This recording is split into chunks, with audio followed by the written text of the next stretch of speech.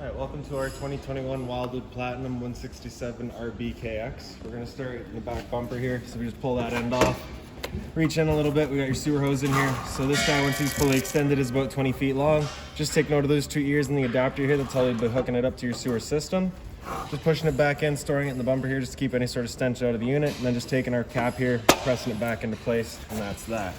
In this corner, as well as in each corner of the trailer, you can see you've got these stabilizer jacks here. So what they'll do is they'll just come down, contact the ground, and they'll just get rid of any sort of bounce or sway that you can see you've got in the unit there right now. Kind of firm it all up a bit, keep it stable while you're camping. All right. Right in front of that, you just got your low point drains there, so you can see right closest to us, we got that red line. Behind it's a blue line, so hot and cold water, of course. You're just gonna twist that cap off, allow the water to drain out. The purpose of that being is if you're looking to winterize the unit, or if you're leaving the trailer for a while and you don't want your water going stale or stagnant, you can just drain that all out, just keep it a little bit cleaner. Straight up from there, you've got your cable and satellite inlet, so your coax cable is just gonna plug into there, fire up at your TV location. And then right here, you've got your actual sewer system. So this cap here, you're just gonna kind of press it in, turn it off, pull it off of there. You can see it's got the exact same ears that your hose had.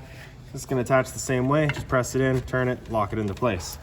On the left, you got a gray valve. On the right, you got a black. So that black valve is controlling your black tank. Gray valve is controlling your gray tank. Gray tank is filled from your sinks and your showers. So typically going to be cleaner water than your black, which is filled from your toilet. So dumping your tanks, you're going to want to dump the black first. Once the black is done, you'll come to the gray. Allow that to drain out last.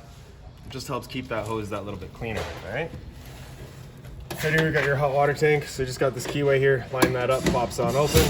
Then you can see all your controls for firing it up are just inside the unit. Before you ever turn it on there though, you do just want to hit that relief valve right there. Make sure that shot of water comes out. That shot of water coming out is just letting you know that this hot water tank is full and it's safe to fire it up, and you're not going to burn anything out by doing so. Once we get inside and do fire it up, I will go over a reset procedure, and the button that I'll refer to is just right here. All right. So we're just going to close that back up, lock that keyway back into place, and that's that. In front of that, we just got this little black port. Pop that on open, and your short cord hops on out of there. So this short cord, once you pull it out all the way, is about 20-25 feet long. You can see standard 30 amp end there. Most campsites are going to have that. You can plug straight on in and you're good to go. We do also provide you with a 15 amp adapter, so you can plug into your household outlet to charge your batteries or run your fridge. Right here, we've got your city water connection. So you're just going to take a water hose, plug it into there, turn on the water, and that'll pressurize the water lines throughout the unit.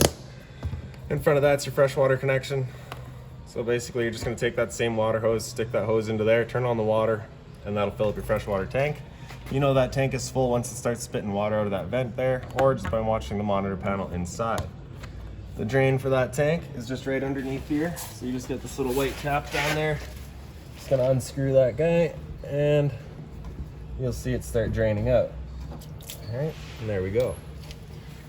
In front of that, we've got your your furnace here. So of course, whenever you're running your furnace, you just want to make sure nothing's blocking that off. It does get hot. All right. Then I got your storage compartment here, so it does see straight through to the other side. Towards the front of the unit, this customer's opted for a dual battery setup, so we've got the 2 batteries set up in their boxes there. So as long as we're plugged into that short cord in the back, those batteries are charging. Or through our 7-pin to our tow vehicle, also charging the batteries. Standard barbecue style propane tank here, so just gonna turn that valve to open her up. And that's that. In front, you get the standard tongue jack, so one way's up, the other way's down. On the side of the unit here by our entrance, you just got the solar panel plug-in, so pop that on open, and if you're in solar panel, will plug right into there to charge your batteries. Other end of your storage compartment. So inside here, we've got your water hose for you, as well as that park adapter I was telling you about, so your 30 amp into there, 15 amp into standard outlets. And up on the wall there, you just got that jack for running all of your stabilizers. Making our way towards the back of the unit. You just get a little power outlet here, so if you want coffee or toast outside, you got the power to do so. And then right here, if we just open this up, we just got that little cooler fridge out here for you. Right. So this is a 120 volt only fridge. You do have to be plugged in for this guy to be running. In the very back of the unit, we've got your spare tire, as well as a mount for your observation camera or backup camera if you chose to go that route. Right here, we've got a black tank flush, so you may notice over time you've dumped out your black tank. You know for a fact it is empty, but your monitor panel is still reading 1/3 or 2/3, whatever it may be. Typically, that's just some debris in the tank, so what you can do is just take your water hose, plug it into there, open up that black valve and turn on the water, and that'll just start flushing out that black tank for you, getting rid of any sort of debris that might be causing your issue. Beside that, we've got your exterior shower. So you're gonna get a key that looks just like this guy here, a little round one there. Stick it on in, and you can pop her open. And then you got the hot and cold water, of course, the 3-foot hose and the standard head. So if the dog's out getting muddy, you can spray him off before he gets inside.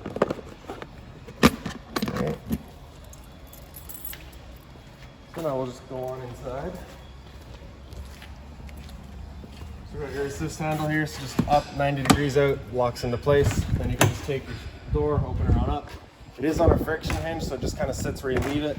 One thing to keep in mind though is your awning arm is right behind your door, so you just want to keep your door open at about 90 degrees or less, just so that you're not contacting it. For your steps, you're just going to grab that step there, pull it out, and flip this step over, and there you go.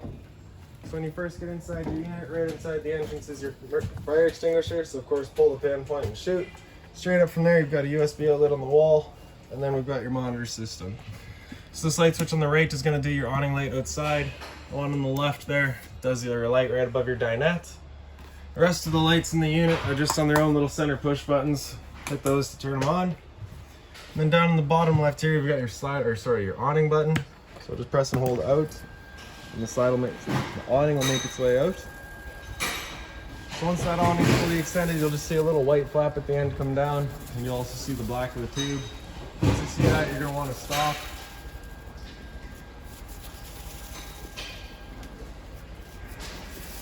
Alright, so there's your white flap, and there's your black tube. So once you see that, again, you just want to stop. If you were to continue going, it will actually wind itself up backwards, in which case that fabric will be underneath the tube, allowing it to then hold water, accelerating the growth of mold and mildew, which of course we want to avoid. Now for it to start raining, it's going to be holding some water anyway, so what you can do is you can just grab either arm, front or rear, and just pull down on it. And you can see that changes the pitch of the awning out at the head, allowing water to then run off. Now if you like that angle better, just because it does give you a bit more shade, you can do the same thing up at the front, and that'll hold the entirety of the awning down. Now before you bring it back in though, you just want to make sure that these arms are back out straight and fully extended, just so that we're not running the risk of bending anything. And when we're bringing it back in, we're again just making sure that our fabric is over top of the tube. That's that. Another thing to keep in mind with your awning is that it is just a big windsock. If you get up to about 15-20 kilometers an hour wind, you're going to want to bring this awning back in just again so that you're not running the risk of bending anything.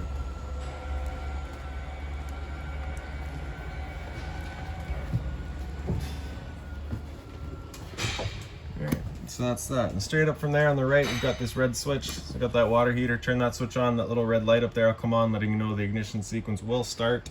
Once that light goes out, the ignition sequence has started. And if that light were to come on and stay back on after that, it's just letting you know it hasn't fired up. So at that point, you'd be going out using that reset switch that we'd shown you. And stood right here, you can hear the clicking of that water heater going, you know that's good. So on the left there, we got the water pump. Turn that on, turns on your water pump, drawing out of your freshwater tank to pressurize your lines. And then up top, we got your monitor system. So on the left there, we got batteries, so it tells us our current charge level. So currently C for charging right now. G would be good, F is fair, L is low. For your fresh tank, as you fill that up, that'll go to a third, 2/3 and full. Same idea for your black and your gray. Okay. To your front bedroom here, so you just have the USB outlet as well as a 120 volt outlet up on the wall there. A little bit of closet space there.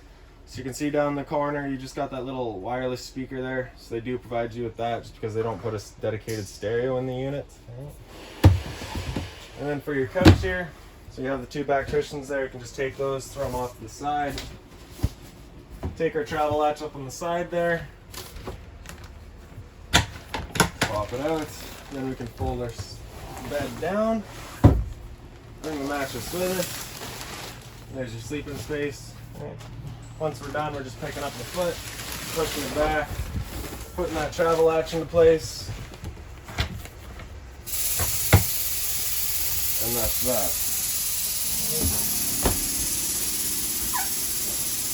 Identical closet space on this side here. And for your emergency exit, you're just pulling that red tab to get rid of the screen, taking this handle and throwing it outside and hopping on out. Blinds in the unit, pretty well just sit where you leave them. Right.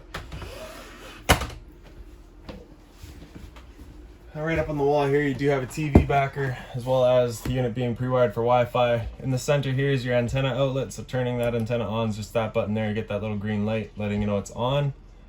And that connection behind it is your cable and satellite outlet, and then of course the power outlet beside it.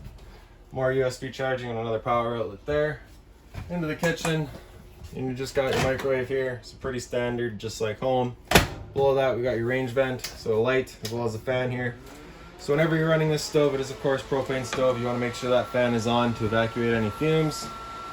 Bifold cover just flips on back, and then we turn the knobs on first, and then you can turn it up to high, and you can hear the igniter goes automatically, and she fires right up.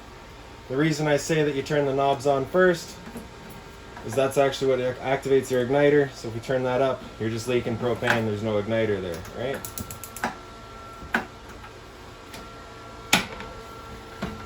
Okay. Below that's a little bit of storage. Now we've also got your furnace here. So your control for your furnace is just up the wall here. So with this little white lever over to the left there, that's it turned off. And as you move it to the right, you'll hear a little click. And then you can just all the way over to the right is going to be as hot as possible. Anywhere in the middle is your temperature selection. So it might be a little too warm in here, but once this furnace does actually fire up, you can see down in that bottom left corner, you'll actually see the flame of it going. And it is too hot. Oh, no, there it goes.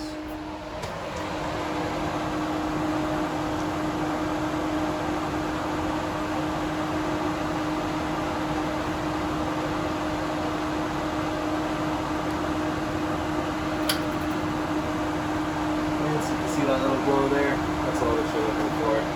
Now the first couple of times you use this furnace, you might get a little bit of a smell throughout the trailer. It's just the new furnace smell, perfectly normal. Once we're done, we're just sliding it all the way over to the left. You'll hear that same click, and that's it turned off. You got a light right above your sink there with the dual covers. Right? Hot and cold water, of course, mobile head.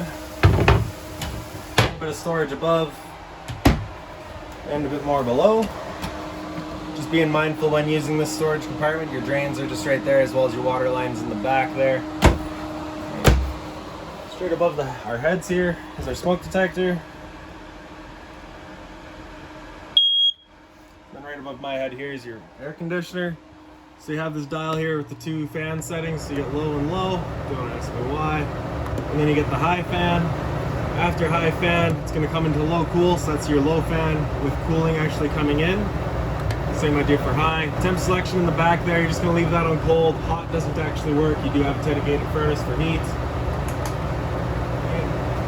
And once we're done, we can just turn that back off, and that's that.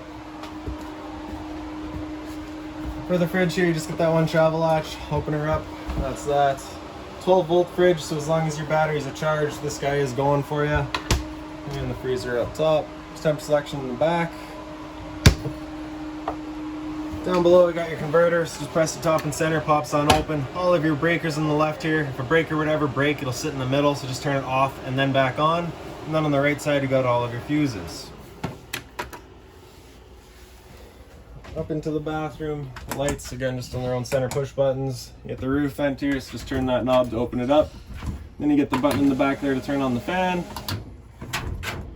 Shower with hot and cold water, of course.